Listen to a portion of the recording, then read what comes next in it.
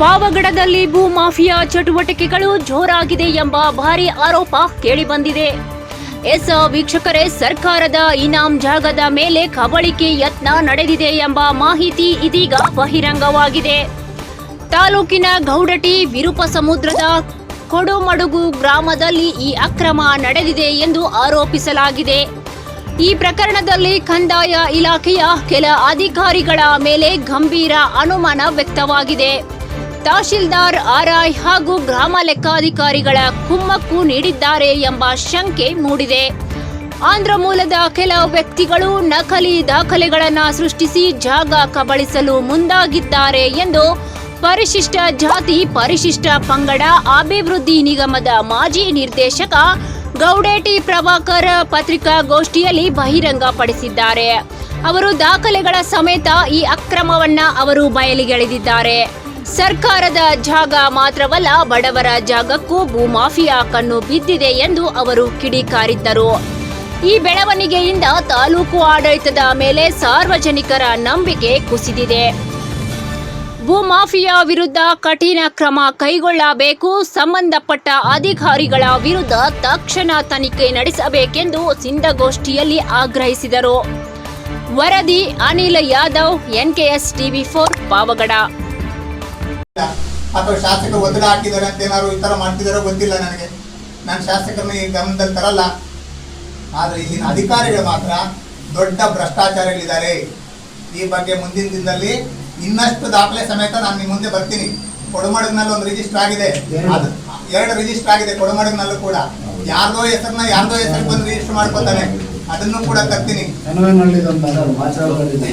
ನೋಡಿ, ಮಾಚರಾಜನಹಳ್ಳಿಯಲ್ಲಿ ಒಂದು ಅಂಜಯ್ ಶೆಟ್ಟಿ ಅಂತ ಯಾರೋ ಹೆಸರಿಗೆ ಪಾಣಿ ಇರ್ತದೆ, ಅವನ ಹೆಸರಿಗೆ ಅಂಜಯ್ ಶೆಟ್ಟಿಗೂ ಬೇರೆ ಇನ್ನೊಬ್ರಿಗೆ ಸಂಬಂಧ ಏನ್ ಬಂತು? ಯಾರೋ ವ್ಯಕ್ತಿ ಬೇರೆ ಕಮ್ಯುನಿಟಿ ವ್ಯಕ್ತಿನ ಪಾಣಿ ಸೇರಿಸ್ತಾನೆ. ಮಾಚರಾಜನಹಳ್ಳಿ ವಿಲೇಜ್ ಅಕೌಂಟೆಂಟ್. ಇದು ದೊಡ್ಡದೊಂದು ಜಾಲ ಇದೆ ರೀ. ಇದು ದೊಡ್ಡ ವ್ಯವಸ್ಥಿತವಾಗಿರ್ತಕ್ಕಂಥ ಜಾಲ. ಇದು ರಿಯಲ್ ಎಸ್ಟೇಟ್ ಮಾಫಿಯಾ ತುಂಬಾ ದೊಡ್ಡ ಮಟ್ಟದಲ್ಲಿದೆ ಪಾವಗಡದಲ್ಲಿ. ಇದನ್ನೆಲ್ಲ ನೀವು ಪ್ರಶ್ನೆ ಮಾಡಿಲ್ಲ ಅಂದ್ರೆ ಅರ್ಹ ಫಲಾನುಭವಿಗೆ ಅನ್ಯಾಯ ಆಗ್ತದೆ. ಯಾರೋ ಒಬ್ಬ ಅಪರಾಧಿಗೆ ಶಿಕ್ಷೆ ಆಗೋದ್ರಲ್ಲಿ ಅರ್ಥ ಇದೆ, ಆದ್ರೆ ಒಬ್ಬ ನಿರಪರಾಧಿಗೆ ಶಿಕ್ಷೆ ಆಗಬಾರ್ದು ಅನ್ನೋದು ನನ್ನ ಆಗ್ರಹ.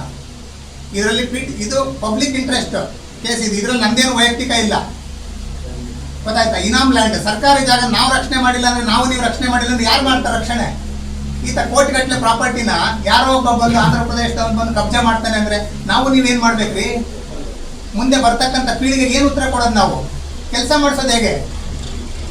ಈಗ ಯಾರಿಗೂ ಸಂಬಳ ಕೊಡಕ್ಕೆ ಸರ್ಕಾರಗಳಲ್ಲಿ ದುಡ್ಡಿಲ್ಲ, ಜಮೀನುಗಳು ಇಲ್ಲ. ಬರೋ ಅಂತ ಜನರೇಷನ್ಗೆ ಜಮೀನೇ ಸಿಗಲ್ಲ ರೀ. ಹಿಂಗೆ ಬಂದು ನಾವು ನೋಡ್ಕೊಂಡು ಹೋಗ್ಬಿಟ್ರೆ. ಈ ಬಗ್ಗೆ ದಯವಿಟ್ಟು ತಾವು ಕೂಡ ಮಾಧ್ಯಮದಲ್ಲಿ ಎಲ್ಲ ನೀಟಾಗಿ ತೋರಿಸಿ ಇದ್ರ ಬಗ್ಗೆ ತಹಶೀಲ್ದಾರು ಮತ್ತೆ AC ಪ್ರಶ್ನೆ ಮಾಡಬೇಕು. ಜಿಲ್ಲಾಧಿಕಾರಿಗಳಿಗೂ ಕೂಡ ತಾವು ಕೇಳಬೇಕು. ಇದನ್ನ ದಯವಿಟ್ಟು ಇದು ನಿಲ್ಸಿಲ್ಲ ಅಂದ್ರೆ ನಾನು ಇನ್ನೂ ದೊಡ್ಡ ಮಟ್ಟದಲ್ಲಿ ಪ್ರತಿಭಟನೆ ಮಾಡ್ತೀನಿ ಮುಂದಿನ ದಿನದಲ್ಲಿ ಅಂತೇಳಿ ತಮ್ಮ ಮೂಲಕ ಜಿಲ್ಲಾಡಳಿತಕ್ಕೆ ಹೇಳಕ್ ಬಯಸ್ತೀನಿ. ಈ ವಂಶವೃಕ್ಷದಲ್ಲಿ ಇದಾನಲ್ಲ, ಇವನೊಬ್ಬ VRO ಅಲ್ಲಿ ಬರೀ ತಾಲೂಕು ಆಫೀಸಲ್ಲಿ ಕೆಲಸ ಮಾಡ್ತಾನೆ ಹಿಂದೂಪುರದಲ್ಲಿ. ಕೇಳಿ ಸರ್, ಇವನು ಸೂರ್ಯಪ್ರಕಾಶ್ ಅಂತೇಳಿ ಈ ವಂಶವೃಕ್ಷದಲ್ಲಿ ಇರ್ತಕ್ಕಂಥ ಪರ್ಸನ್ ಒಬ್ಬನು ಹಿಂದೂಪುರ ತಾಲೂಕು ಆಫೀಸಲ್ಲಿ ಕೆಲಸ ಮಾಡ್ತಾನೆ. ಮೊದಲು ಉಪ್ಪಾರಪಲ್ಲಿಯಲ್ಲಿದ್ದ VRO ಆಗಿ ಈಗ ಹಿಂದೂಪುರ ತಾಲೂಕು ಆಫೀಸಲ್ಲಿ ಇಟ್ಕೊಂಡು ಅವನು VRO ಇದರಲ್ಲಿ ಇರ್ತಕ್ಕಂಥ ಒಬ್ಬನು ಸೂರ್ಯಪ್ರಕಾಶ್ ಅನ್ನೋನು. ಇವನು ಇನ್ಫ್ಲೂಯೆನ್ಸ್ ಬಳಸ್ಬಿಟ್ಟು ಇದನ್ನ ತಂದ್ಬಿಡ್ತಾನೆ, ಯಾರ ಹತ್ರನೋ ಹೇಳ್ಬಿಟ್ಟು ದಾರಿಯಲ್ಲಿ ಬರ್ಸ್ಕೊಂಡು ಬರ್ತಾನೆ. ಇದ್ರ ಬೇಸ್ ಮೇಲೆ ಮೂವ್ ಮಾಡ್ತಾನೆ. ಇಲ್ಲಿನ VRO ಅವನ ಅಯೋಗ್ಯ. ಎಷ್ಟು ಧೈರ್ಯ ಇರ್ಬೇಕು ಅವನಿಗೆ ಈ ಬೇಸ್ ಮೇಲೆ ಮಾಡ್ತಾನೆ ಅಂದ್ರೆ. ಇದು ನೋಡಿ, ಸೂರ್ಯಪ್ರಕಾಶ್ ಅನ್ನೋನು. ಇನ್ನೊಬ್ಬ ನರೇಶ್ ಅನ್ನೋನು ಲೆಕ್ಚರರ್. ಇವನು ಗುಡಿಬಂಡೆನಲ್ಲಿ, ಗುಡಿಬಂಡೆ PU ಕಾಲೇಜ್ನಲ್ಲಿ ಲೆಕ್ಚರರ್. ಎಲ್ಲಿ ಆಂಧ್ರ ಪ್ರದೇಶ ಗುಡಿಬಂಡೆ ಇಲ್ಲಿದೆಯಲ್ಲ, ಬಡಸಿರ ತಾಲೂಕು. ಇವನು ಲೆಕ್ಚರರು. ಇವರು ತಮ್ಮ ಅಧಿಕಾರ ದುರುಪಯೋಗ ಮಾಡಿಕೊಂಡು ಒಂದೊಂದು ಪಾಣಿಗೆ ಒಂದೊಂದು ವಂಶವೃಕ್ಷ ಹಾಕಿಸ್ಕೊಂಡು ಹಣ ಕೊಟ್ಕೊಂಡು ಎಲ್ಲ ಖಾತೆ ಮಾಡ್ಕೊಳ್ಳಿ ಕೊಟ್ಟಿದ್ದಾರೆ. ಇವ್ರನ್ನ ಸಸ್ಪೆಂಡ್ ಮಾಡಿ ಅಂತ ಹೇಳ್ಬಿಟ್ಟು ನಾನು ಅಲ್ಲಿನ ಪವನ್ ಕಲ್ಯಾಣ್ ಅವ್ರಿಗೆ ಲೆಟರ್ ಬರ್ತಿದ್ದೀನಿ. ಯಾರಿಗೆ? RDPR ಮಂತ್ರಿ ಪವನ್ ಕಲ್ಯಾಣ್ಗೆ ಲೆಟರ್ ಬರ್ತಿದ್ದೀನಿ. ಇದ್ರ ಬಗ್ಗೆ ಎನ್ಕ್ವೈರಿ ಮಾಡಬೇಕು ದಯವಿಟ್ಟು ತಾವು ಅಂತ. ಯಾಕೆಂದ್ರೆ ಯಾರ್ದೋ ಜಮೀನು ಯಾರ್ದೋ ಪಡ್ಕೊಳ್ಳೋದಕ್ಕೋಸ್ಕರ ಯಾರ್ದೋ ಡಾಕ್ಯುಮೆಂಟ್ ಇಟ್ಕೊಂಡು ಬರ್ತಾರೆ ಅಂದ್ರೆ ಅದಕ್ಕೋಸ್ಕರ ನಾನು ಇದೊಂದು ಡಾಕ್ಯುಮೆಂಟ್ ಕೊಟ್ಟಿದ್ದೀನಿ ಪವನ್ ಕಲ್ಯಾಣ್ ಅವ್ರಿಗೆ, RDPR ಮಿನಿಸ್ಟರ್. ಇನ್ನೊಬ್ಬ ಲೆಕ್ಚರರ್ ಇದ್ದಾನಲ್ಲ ನರೇಶ್ ಅಂತ ಇದ್ರಲ್ಲಿ ಮಣ್ಣಿನಲ್ಲಿ, ಅವನು ಕೂಡ ತನ್ನ ಅಧಿಕಾರ ದುರುಪಯೋಗ ಪಡಿಸ್ಕೊಂಡಂತೆ ನಾರಾ ಲೋಕೇಶ್ ಅವ್ರಿಗೆ ಒಂದು ಪತ್ರ ಬರೆದಿದ್ದೀನಿ. ಇವ್ರನ್ನ ಸಸ್ಪೆಂಡ್ ಮಾಡಿ ಎನ್ಕ್ವೈರಿ ಮಾಡ್ಬೇಕು ಇದನ್ನ. ಇನ್ನೊಬ್ರು ಮಂತ್ರಿ RDPR ಮಿನಿಸ್ಟರ್ ಇದಾರಲ್ಲ ಅಲ್ಲಿ ಕಂದಾಯ ಮಂತ್ರಿ ಸತ್ಯಪ್ರಸಾದ್ ಗಾರ್ ಅವ್ರಿಗೂ ಕೂಡ ಒಂದು ಲೆಟರ್ ಹಾಕಿದ್ದೀನಿ. ಯಾರೋ VRO ಇದಾನಲ್ಲ ಅಲ್ಲಿ ಹಿಂದೂಪುರದಲ್ಲಿ, ಸೂರ್ಯಪ್ರಕಾಶ್ ಅಂತ ಈ ವಂಶವೃಕ್ಷದಲ್ಲಿ ಇರ್ತಕ್ಕಂಥವನು, ಅವನು ತನ್ನ ಅಧಿಕಾರ ದುರುಪಯೋಗ ಮಾಡ್ಕೊಂಡವನು ಅಂತೇಳಿ ಇವನ್ ಬಗ್ಗೆ ಸಮಗ್ರವಾಗಿ ಎನ್ಕ್ವೈರಿ ಮಾಡಿ ಅಂತೇಳಿ ನಾನು ಅಲ್ಲಿನ ಕಂದಾಯ ಮಂತ್ರಿಗೂ ಲೆಟರ್ ಬರೆದಿದ್ದೀನಿ. ಸೈಮಲ್ಟೆನ್ಸಿ ಜೊತೆಯಲ್ಲಿ ನಾನು ಕಂದಾಯ ಮಂತ್ರಿಗೆ ಲೆಟರ್ ಬರೆದಿದ್ದೀನಿ, ಕರ್ನಾಟಕದ ಕಂದಾಯ ಸಚಿವರಿಗೆ. ಇಲ್ಲಿನ ತಹಸೀಲ್ದಾರು ಮತ್ತೆ RI VAಗಳೆಲ್ಲ ಸೇರಿ ಒಂದು ಅಕ್ರಮವಾದ ಭೂ ಸ್ವಾಧೀನ ಅಂದ್ರೆ ಏನಿದು ಭೂ ಮಾಫಿಯಾದಲ್ಲಿ ತೊಡಗಿಸ್ಕೊಂಡಿದ್ದಾರೆ. ಇದ್ರ ಬಗ್ಗೆ ಸಮಗ್ರವಾಗಿ ತನಿಖೆ ಮಾಡಿ ಅಲ್ಲಿನ VAನ ಕೂಡಲೇ ಸಸ್ಪೆಂಡ್ ಮಾಡಿ ಎನ್ಕ್ವೈರಿ ಮಾಡಿ ಅಂತ ನಾನು VA ಇವ್ರಿಗೆ ಲೆಟರ್ ಬರ್ದಿದ್ದೀನಿ. ಇದುವರೆಗೂ ಕೂಡ 15 ದಿವಸದೊಳಗೆ ವರದಿ ಕೊಡಿ ಅಂತ ಲೆಟರ್ ಬರ್ದಿದ್ದಾರೆ DC ಅವರು AC ಗೆ. ಆ AC ಬಂದೇ ಇಲ್ಲ. ಆ ಮಹಾಪುರುಷ ಎಲ್ಲಿ ಕೂತಿದಾನೋ ಏನ್ ಮಾಡ್ತಿದಾರೋ ಇದುವರೆಗೂ ಗೊತ್ತಿಲ್ಲ. ಇಲ್ಲಿನ ಮಾನ್ಯ ಜಿಲ್ಲಾಧಿಕಾರಿ, ತುಮಕೂರಿನ ಜಿಲ್ಲಾಧಿಕಾರಿ ಬಹಳ ವೈಭವೀಕರಿಸ್ಕೊತಾ ಇದ್ರು. ಇಡೀ ರಾಜ್ಯದಲ್ಲೇ ನಾನು ನಂಬರ್ 1 ಭೌತಿ ಖಾತೆ ಆಂದೋಲನದಲ್ಲಿ ನಾನೇ ಪ್ರಥಮ ಅಂತ ಹೇಳ್ಬಿಟ್ಟು ಆಯಮ್ಮ ಪತ್ರಿಕಾ ಹೇಳಿಕೆ ಕೊಟ್ಟರು. ಈ ತರ ಬೋಗಸ್ ಭೌತಿ ಖಾತೆ ಮಾಡಿಕೊಂಡು ನೀವು ಪ್ರಥಮ ಸ್ಥಾನಕ್ಕೆ ಬಂದಿದ್ದೀರಿ ಅಂತ ಜಿಲ್ಲಾಧಿಕಾರಿಗಳು ಕೂಡ ಹೇಳಕ್ ಇಷ್ಟಪಡ್ತೀನಿ ನಾನು. ಯಾವುದೇ ಸತ್ಯ ಸಂಗತಿ ಇಟ್ಕೊಂಡು ಭೌತಿ ಆಂದೋಲನ ಮಾಡಿ ಇವರು ಒಳ್ಳೆ ಹೆಸರು ಪಡ್ಕೊಂಡಿಲ್ಲ. ಇಲ್ಲಿನ ಜಿಲ್ಲಾಧಿಕಾರಿ ಕೂಡ ಯಾರ್ದೋ ಜಮೀನು ಯಾರಿಗೋ ಖಾತೆ ಮಾಡ್ಬಿಟ್ಟು ನಂಬರ್ ಗೇಮ್ ನಾನೇ ಮೊದಲು ಅಂತ ಹೇಳ್ಕೊಡೋದಕ್ಕೆ ಹೆಮ್ಮೆ ಆಗ್ಬೇಕು. ಒಳ್ಳೆ ಸಂಗತಿ ಮಾಡಿದ್ರೆ ಇದು ಫೇಕ್ ಡಾಕ್ಯುಮೆಂಟ್ ಮಾಡ್ಕೊಂಡು ನಾನೇ ಮೊದಲು ಅಂತ ಕೈ ಎತ್ತಿದ್ರೆ ಪ್ರಯೋಜನ ಏನ್ ಬಂತ್ರಿ? ಜಿಲ್ಲಾಧಿಕಾರಿಗಳೇ ಈ ಕಡೆ ಸ್ವಲ್ಪ ಗಮನ ಹರಿಸಿ. ಬರೀ ಟೂರ್ ಅಂಡ್ ಟ್ಯಾಕಿಸ್ ತರ ಓಡಾಡ್ಕೊಂಡು ಪ್ರವಾಸ ಮಾಡೋದಲ್ಲ, ನೀವು ನೈಜ ಫೀಲ್ಡ್ ಇಳಿರಿ, ನೋಡಿ ಡಾಕ್ಯುಮೆಂಟ್ ನ ಚೆಕ್ ಮಾಡಿ ಮಾತಾಡ್ರಿ.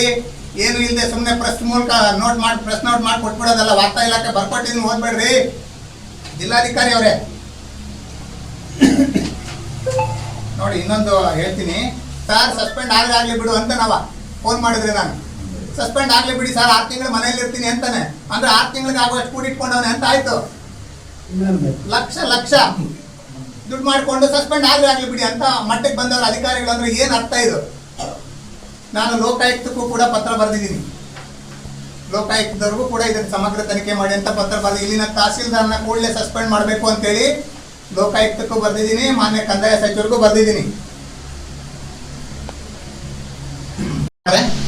ಯಾರ್ದೋ ಜಮೀನು ಆಂಧ್ರದವ್ರು ಬರ್ಕೊಡಿ ಅಂತ ತಹಸೀಲ್ದಾರ್ ಇನ್ವಾಲ್ವ್ ಆಗೋರ. ತಹಸೀಲ್ದಾರ್ಗೆ ಏನಾದ್ರು ಶೇರ್ ಬಂದಿದೆ ಇದರಲ್ಲಿ? ಖಾತೆ ಅವ್ರ ಹೆಸರಿಗಾದ್ಮೇಲೆ ನನಗೆ 2 ಎಕರೆ ನಿನ್ಗೆ 2 ಎಕರೆ ಅಂತ ಏನಾದ್ರು ಮಾತಾಡ್ಕೊಂಡಿದ್ದೇನಪ್ಪ ಮಿಸ್ಟರ್ ತಹಸೀಲ್ದಾರ್ ರವಿ? ಇದು ಚಿಕ್ಕಬಳ್ಳಾಪುರದಲ್ಲಿ ನಡ್ಕೊಂಡ ರೀತಿಯಲ್ಲಿ ಈ ರೀತಿ ನಡ್ಕೊಂಡ್ರೆ ಪಾವಗಡದವ್ರಿಗೆ ಎಲ್ಲವೂ ಗೊತ್ತಿದೆ, ಒಳ್ಳೆತನನೂ ಗೊತ್ತಿದೆ, ಆಮೇಲೆ ನಿಮ್ ವಿರುದ್ಧ ಪ್ರತಿಭಟನೆ ಮಾಡಿ ಸಸ್ಪೆಂಡ್ ಮಾಡಿಸೋದು ಗೊತ್ತಿದೆ. ಇದನ್ನ ನೀವು ತಲೆಯಲ್ಲಿ ಇಟ್ಕೊಂಡೇ ಕೆಲಸ ಮಾಡಬೇಕು ಸದಾಕಾಲ. ರವಿ ಅವರೇ,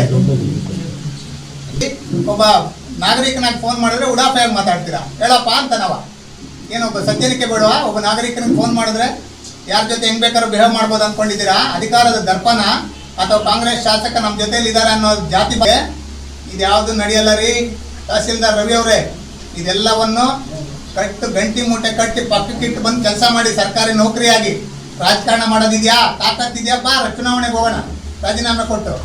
ಅದು ಬಿಟ್ಟು ಸರ್ಕಾರಿ ವ್ಯವಸ್ಥೆನಲ್ಲಿ ಸರ್ಕಾರಿ ನೌಕರನಾಗಿ ಕೆಲಸ ಮಾಡೋ ರೀತಿಯಲ್ಲಿ ನಡ್ಕೊಂಡ್ರೆ ಸರಿ. ಇಲ್ಲ ಅಂದ್ರೆ ಪರಿಣಾಮ ಬೇರೆ ತರನೇ ಇರುತ್ತೆ. ಇನ್ನು ಮುಂದಿನ ದಿನದಲ್ಲಿ ಪ್ರತಿಭಟನೆ ಮಾಡಬೇಕಾಗುತ್ತೆ. ಗೋ ಬ್ಯಾಕ್ ತಹಸೀಲ್ದಾರ್ ಅಂತ ಕೂಡ ಘೋಷಣೆ ಹೋಗ್ಬೇಕಾಗುತ್ತೆ. ಇದನ್ನ ನೆನ್ಪಿಟ್ಕೊಂಡು ಕೆಲಸ ಮಾಡಿ ದಯವಿಟ್ಟು. ಕೋಟ್ಯಾಂತರ ರೂಪಾಯಿ ಬೆಲೆ ಬಾಳತಕ್ಕಂಥ ಆಸ್ತಿನ ಯಾರ್ದೋ ಹೆಸರಿಗೆ ಖಾತೆ ಮಾಡ್ತಕ್ಕಂಥದ್ದು, ಯಾರ್ದೋ ಹೆಸರಲ್ಲಿ ಇರ್ತಕ್ಕಂಥ ಜಮೀನು ತಗೊಂಡು ಯಾರೋ ರಿಜಿಸ್ಟರ್ ಮಾಡ್ಕೊಳ್ಳೋಂಥದ್ದು, ಇದು ಬಹಳ ದೊಡ್ಡ ಮಟ್ಟದಲ್ಲಿ ನಡೀತಾ ಇದೆ. ಇವತ್ತು ನಾನು ನಿಮ್ಮ ಮುಂದೆ ಒಂದು 3 ದಾಖಲೆಗಳನ್ನ ನಿಮ್ಮ ಮುಂದೆ ಪ್ರಕಟ ಮಾಡ್ತೀನಿ. ನಾನು ದಾಖಲೆಗಳು ಹೇಗೆ ಬಂತು, ಹೇಗೆ ಸೃಷ್ಟಿ ಮಾಡ್ಕೊಂಡ್ರು, ಅದು ಏನು ಸಂಬಂಧಪಡದೆ ಇರತಕ್ಕಂಥ ವ್ಯಕ್ತಿಗಳು. ಈಗ ಉದಾಹರಣೆಗೆ ಇರಲ್ಲ, ವಂಶವೃಕ್ಷ ಇಲ್ಲ, ಸಂಬಂಧಪಟ್ಟ ದಾಖಲೆ ಇಲ್ಲ, ಯಾವುದೇ ದೃಢೀಕರಣ ಇಲ್ಲ, ಸರ್ಕಾರ ನಿಯಮಾವಳಿ ಪ್ರಕಾರ ಏನೇನು ದಾಖಲೆ ತಗೊಂಡು ಮಾಡಬೇಕು ಖಾತೆ ಅಂತಿದೆ, ಅದು ಯಾವುದೂ ಇಲ್ಲ.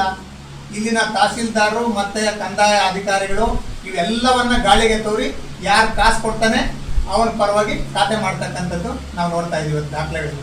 ನಿಮ್ಮ ಮುಂದೆ ದಾಖಲೆ ಪ್ರಚುರಪಡಿಸ್ತೀನಿ ಈಗ ನಾನು. ಇದನ್ನ ಹೇಳೋರು ಕೇಳೋರು ಯಾರು ಇಲ್ಲ ತಾಲೂಕಲ್ಲಿ. ಕಾನೂನು ಸತ್ತೋಗಿದೆ. ತಾಲೂಕು ಆಡಳಿತ, ಇಲ್ಲಿನ ತಹಸೀಲ್ದಾರು ದನ ಕಾಯಕ್ಕೂ ಲಾಯಕ್ಕಿಲ್ಲ. ಅವ ಯಾರು ಏನ್ ಪೇಪರ್ ಕೊಟ್ಟರೆ ಅದ್ರ ಮೇಲೆ ಆಕ್ಷನ್ ಮಾಡ್ತಾನವ. ಗ್ರಾಮ ಆಡಳಿತಾಧಿಕಾರಿಗೆ ಹೇಳ್ತಾರೆ ಫೋನ್ ಮಾಡಿ, ಆ ಗ್ರಾಮ ಆಡಳಿತಾಧಿಕಾರಿ ನನ್ನ ಜೊತೆ ಶೇರ್ ಮಾಡ್ಕೋತಾರೆ, ಸರ್ ತಹಸೀಲ್ದಾರ್ ಒತ್ತಡ ಹಾಕಿದ್ರು ನಾನು ಮಾಡ್ಬಿಟ್ಟಿದ್ದೀನಿ ಸರ್ ಅಂತ. ಅಂದ್ರೆ ತಹಸೀಲ್ದಾರ್ ಒತ್ತಡ ಹಾಕಕ್ಕೆ ಏನ್ ಕಾರಣ?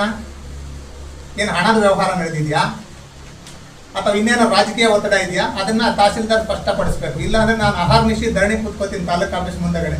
ಏನು ತಿಳ್ಕೊಂಡಿದ್ದಾರೆ ಈ ತಹಸೀಲ್ದಾರ್? ಯಾರ ಆಸ್ತಿನ ಯಾರಿಗೆ ಬೇಕಾದ್ರೂ ಹೊಡಿಬೋದು ಅಂತ ತಿಳ್ಕೊಂಡಾನ? This is not Chikkaballapur mister Ravi, ಇದು ಪಾವಗಡ, ಬಡವರಲ್ಲಿ ಬಡವರು ಇರ್ತಕ್ಕಂಥ ತಾಲೂಕು ಇದು.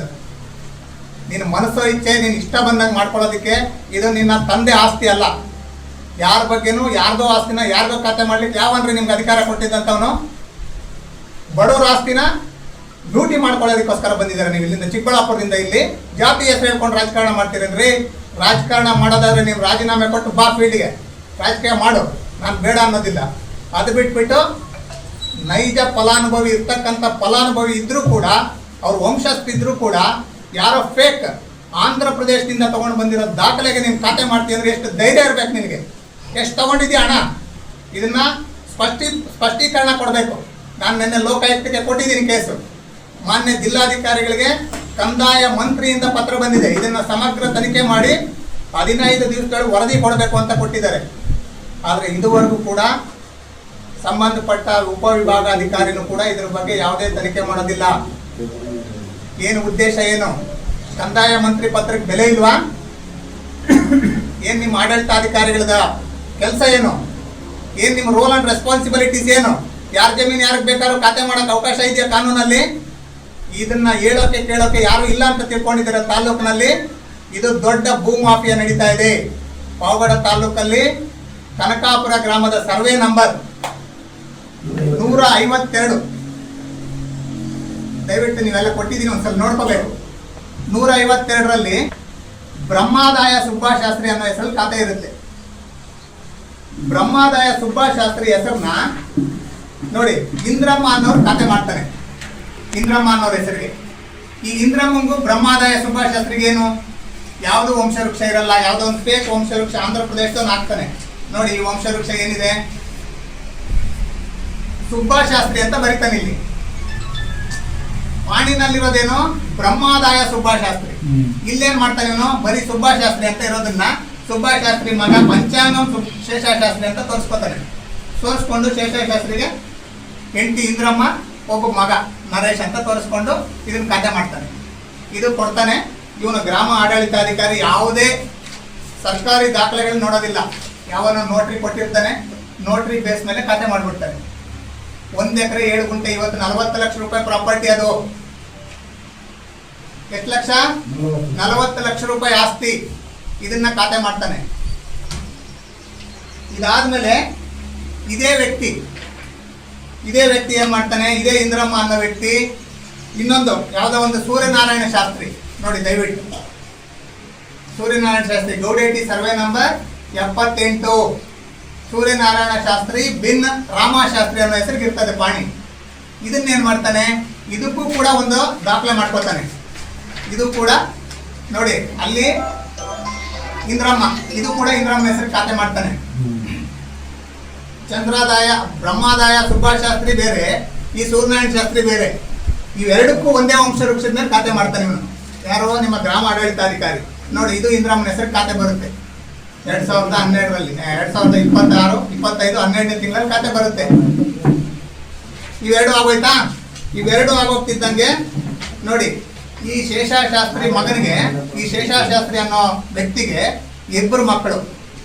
ಒಬ್ಬ ನರೇಶ, ಇನ್ನೊಬ್ಬಕ್ಕೆ ನಿರ್ಮಲಾ ಅಂತ.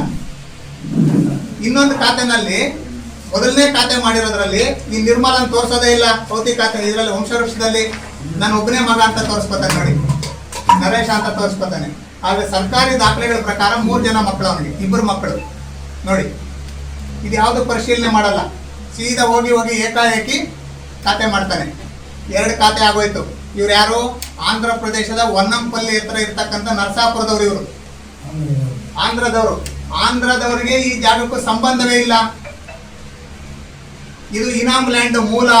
ಈ ಬ್ರಹ್ಮಾದಾಯ ಸುಬ್ಬಾಶಾಸ್ತ್ರಿ ಅಂತ ಇರ್ತಕ್ಕಂಥದ್ದು ಜಂಟಿ ಖಾತೆ ಮಾಡ್ತಾನೆ. ಇನಾಮ್ ಜಾಗ ಇದು. ಇನಾಮ್ ಅಂದ್ರೆ ಏನು? ಯಾರು ಪೌರೋಹಿತ್ಯ ಮಾಡ್ತಿರ್ತಾರೆ, ಯಾರು ತೋಟಿ ತಲವಾರಿ ನೌಕರಿ ಇನಾಮು ಈ ತರ ಕೆಲಸ ಮಾಡ್ತಕ್ಕಂಥವ್ರಿಗೆ ಸರ್ಕಾರ ಇನಾಮ್ ಲ್ಯಾಂಡ್ ಕೊಟ್ಟಿರುತ್ತೆ. ಅಂದ್ರೆ ಅವನು ಕೃಷಿ ಮಾಡ್ಕೊಂಡು ಅದರಲ್ಲಿ ಆದಾಯ ಪಡ್ಕೋಬೇಕೆ ಬಿಟ್ರೆ ಅದನ್ನ ಖಾತೆ ಮಾಡ್ಕೊಳ್ಳೋಕೆ ಅವಕಾಶ ಇರೋದಿಲ್ಲ. ಇದನ್ನ ಖಾತೆ ಮಾಡಿಸ್ಕೊತಾನೆ ಅವನ ಹೆಸರಿಗೆ.